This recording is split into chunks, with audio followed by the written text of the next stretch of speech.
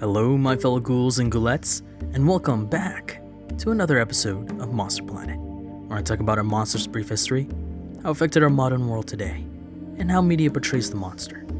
I'm your host, Marlon Gonzalez, and today's monster is more abominable than the rest of the other monsters we covered. So, let's get started. Before I continue on any further, I would like to say Happy New Year, and by the time this episode is released, this year has gone off on a bad start. But we have 11 more months to make up for it, so let's keep staying optimistic, my fellow ghouls and ghoulettes, and believe in a brighter, happier future. Now, on to the episode. Today's monster is more of a classic and staple of the North, and from the title of this video, you guys already know what I'm talking about. I'm talking about the Abominable Snowman. But, for my sake, I'm gonna call this monster Yeti because the name is kinda long and I don't want to say it every time when I bring it up, so Yeti it's gonna be. Anyways, the legend of the Yeti didn't come to the West until 1820 by British Representative Brian H. Hodgson. Hodgson, who was living in the Kathmandu's royal courts between 1820 to 1843, was notified of the legends by his Nepalese assistants.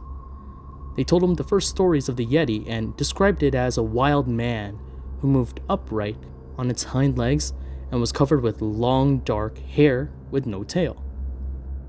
It wasn't until a reported finding in 1889 by Major Lawrence A. Waddell, who has stated finding the wild man's footprints, and it seemed to be of above average size. I meant no connotations behind that, no innuendos. I'm sorry. But anyways, the first sighting was in 1904 by British soldier William Hugh Knight.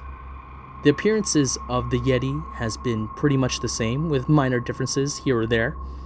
It usually comes to the hair color or the height, with the hair color either being brown or red, with hints of maybe white, and with the height being 8 to 10 feet tall, and having ape-like features with with the face and the...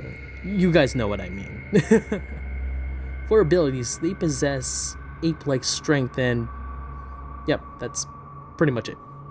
That's, I think that's all. That's all I can put up on the research that I tried to find. But in all honesty, while researching this, there was a lot, and I mean a lot of findings and sightings.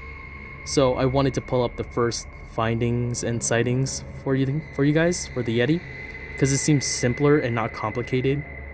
For how the Yeti affected the modern world, the elusiveness and overall mystery of this 8 to 10 foot monster has caused people around the world, and mainly the West, to go out and find it. The many cases, or false cases, have been a mountainful to say the least, but it's been an absolute insanity.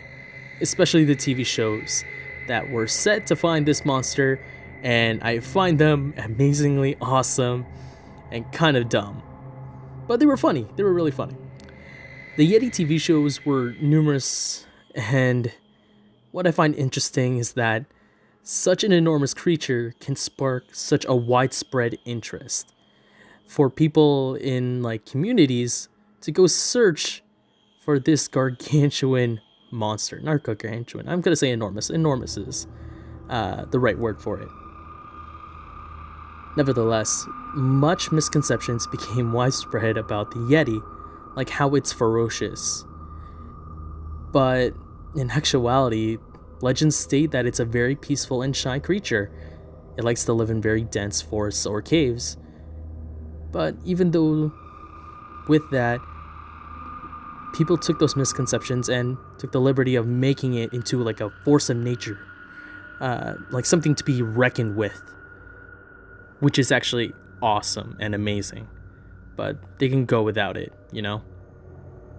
For how media affected the Yeti, there are many Christmas movies that keep the Yeti as a side character, the stop-motion Christmas movies you watch as kids, that sort of thing. But in recent years, the Yeti has received a push into the spotlight, like films like Abominable, Smallfoot, and The Missing Link. These films that I mentioned, although being very kid-friendly, demonstrate the gentle nature which the Yeti has. a lot of modern film and media has failed to recognize this.